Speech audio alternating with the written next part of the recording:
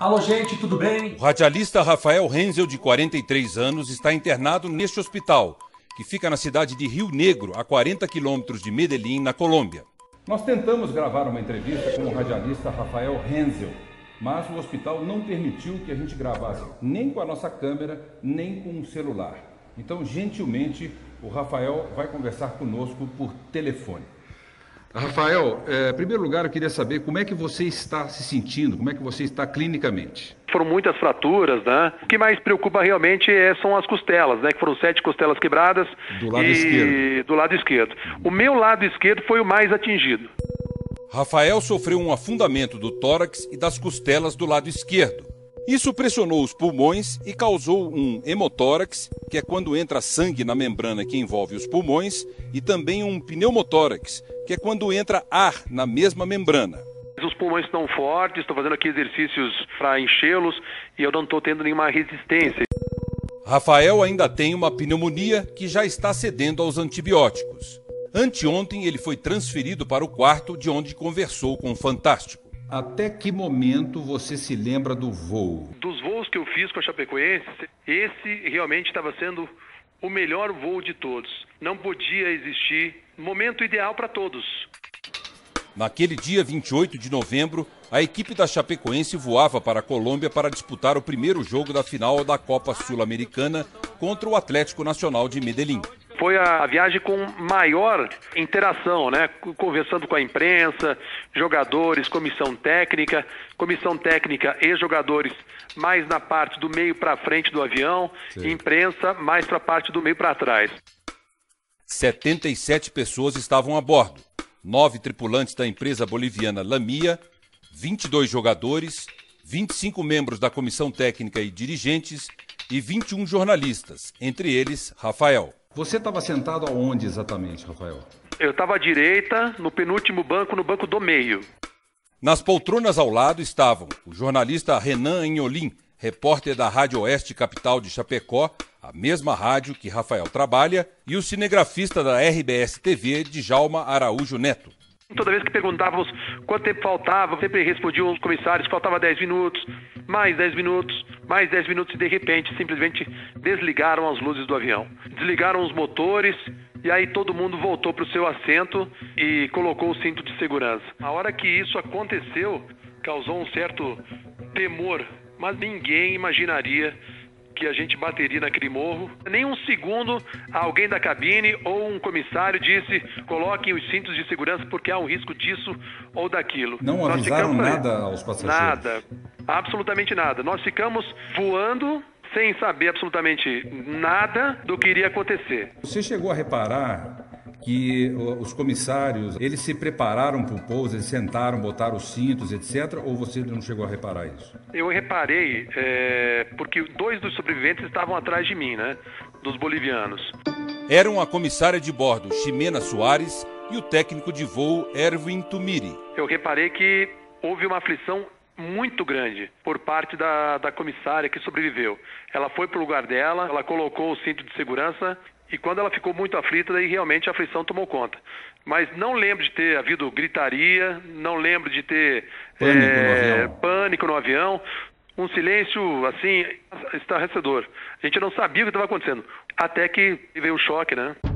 A poucos minutos do pouso no aeroporto de Medellín, o avião se chocou com a montanha, de barriga. A parte traseira ficou ali, onde Rafael estava sentado. O restante da aeronave foi destruindo tudo pelo caminho até parar do outro lado do morro. Da primeira pancada do avião, você lembra? Eu não lembro da pancada, porque ela foi de repente, né? Rafael só acordou cerca de 7 horas depois, quando o socorro chegou.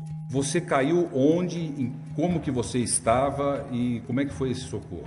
Primeiro eu achei que era um filme, né? Eu achei que era um sonho e que eu ia despertar logo desse sonho. Eu comecei a observar que vinha gente com algumas luzes, né? Os socorristas, e aí eu comecei a gritar. Comecei a chamar por socorro, dizendo que eu estava ali. Você estava onde local. exatamente? Eu estava preso em 2 árvores. E aí com árvores em cima das minhas pernas. As pessoas que estavam do seu lado, no seu banco, quando você acordou, elas estavam do seu lado? Estavam. E aí foi mais impactante ainda, porque as 2 pessoas que estavam do meu lado estavam sem vida já, Boni, e 10 centímetros para cá, 10 centímetros para lá, o resultado poderia ser bem diferente. Rafael publicou em redes sociais uma foto ao lado do colega Renan antes de embarcar para a Colômbia. O momento mais triste para mim foi ver os dois colegas, né, meus do lado. Chamei pelos dois e lamentei muito ali, mas eu tive que buscar forças, apesar de estar com 7 costelas quebradas. Não foi fácil, não foi nada fácil mesmo. E chovia, 12 graus de temperatura. Foi muito íngreme a subida, não tinha trilha de onde a gente estava. Os socorristas foram fortes. Você chegou a ver imagens dos destroços do avião? Eu vi sim. E você imagina como que você saiu dali vivo? Não. Eu imagino 2 coisas. Primeiro, que houve um milagre. E o segundo foi de eu ter despertado no segundo em que os socorristas estavam passando. Você foi um dos últimos a ser socorrido? Eu fui o penúltimo. Depois de mim, só o Neto mais tarde ainda. Além de Rafael e dos tripulantes bolivianos, 3 jogadores da Chapecoense sobreviveram ao acidente. Eles estão se recuperando no mesmo hospital que Rafael. O zagueiro Neto, o lateral Alan Ruschel e o goleiro Jackson Follman. Em que momento que você se deu conta de que praticamente quase todos tinham morrido dentro do avião? Eu acho que foi no 3º dia que eu fiquei sabendo mesmo e lamentando terrivelmente uma tragédia para uma cidade de 220 mil habitantes. Rafael diz esperar uma apuração rigorosa sobre as causas da tragédia. Segundo as autoridades colombianas, o avião da Lamia caiu porque não voou com a quantidade necessária de combustível. O que eu fico mais impressionado é que as pessoas morreram não por uma falha mecânica, não, as pessoas morreram por uma falta de discernimento de um sujeito que de repente por uma economia boba, então isso é revoltante. Rafael, como é que você está emocionalmente nesse momento? Melhorei muito emocionalmente. Eu lembro uma passagem que minha esposa informou que no dia do acidente apareceram na minha casa para informar do acidente do avião. 2 pessoas com o nome Rafael estavam no avião, só que a empresa não informou qual deles tinha falecido.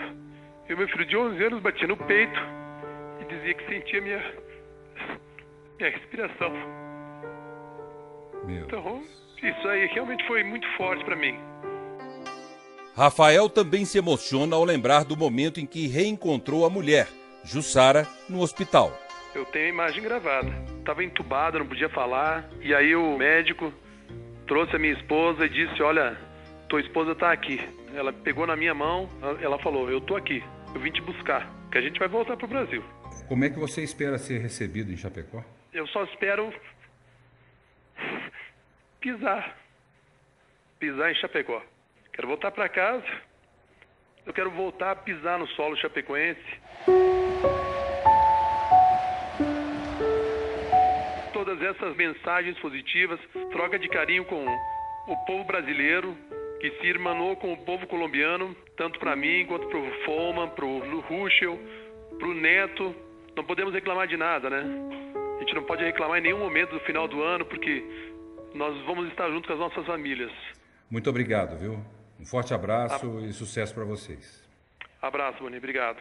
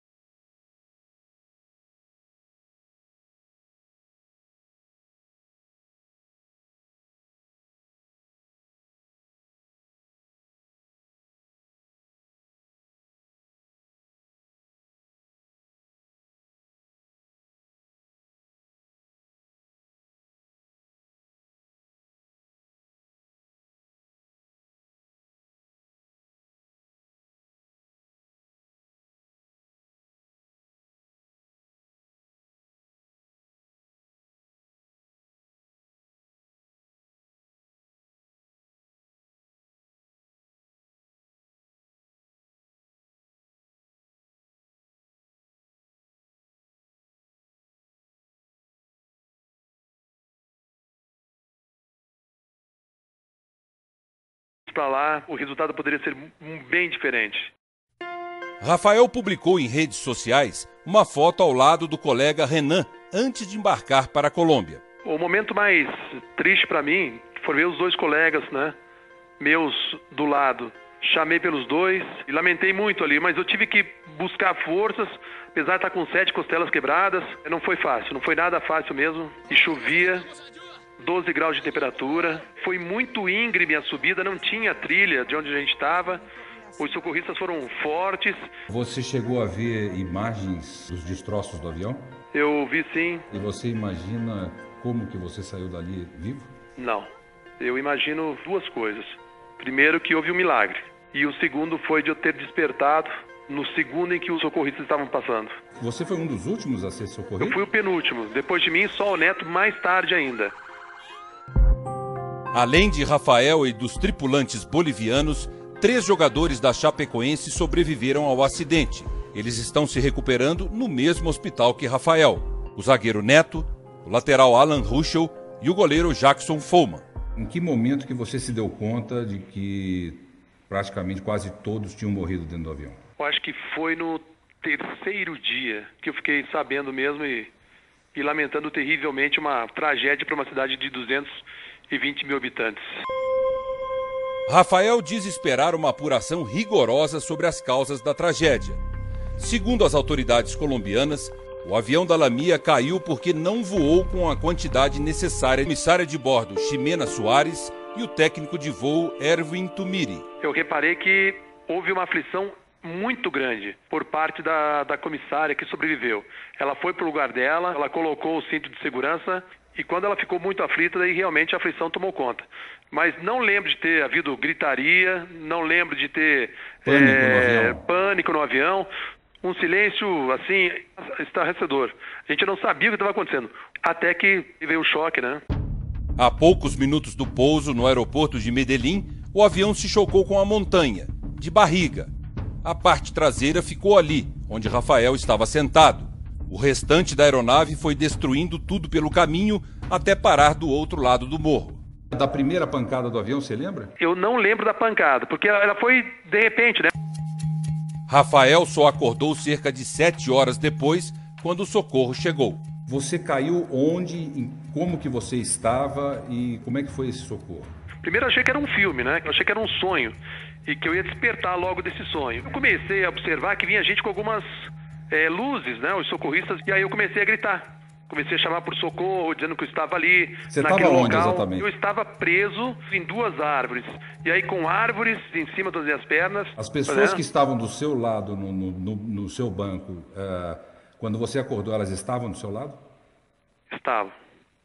Estavam, e aí foi mais impactante ainda, porque as 2 pessoas que estavam do meu lado estavam sem vida já, Boni, e 10 centímetros para cá, 10 centímetros de combustível. O que eu fico mais assim impressionado é que as pessoas morreram não por uma falha mecânica, não, as pessoas morreram por uma falta de discernimento de um sujeito que de repente por uma economia boba. Então isso é revoltante.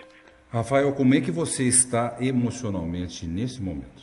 Melhorei muito emocionalmente. Eu lembro uma passagem que minha esposa informou que no dia do acidente apareceram na minha casa para informar do acidente do avião. 2 pessoas com o nome Rafael estavam no avião.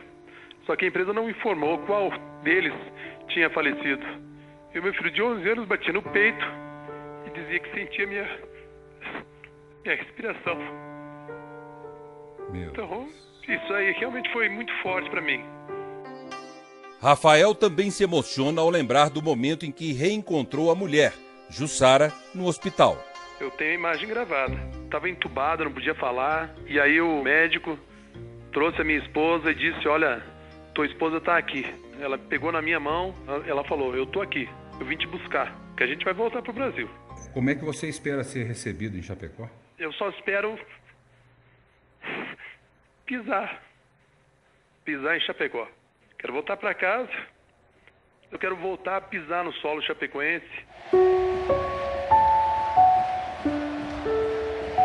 Todas essas mensagens positivas, troca de carinho com o povo brasileiro, que se irmanou com o povo colombiano, tanto para mim quanto para o Follman, para o Ruschel, para o Neto.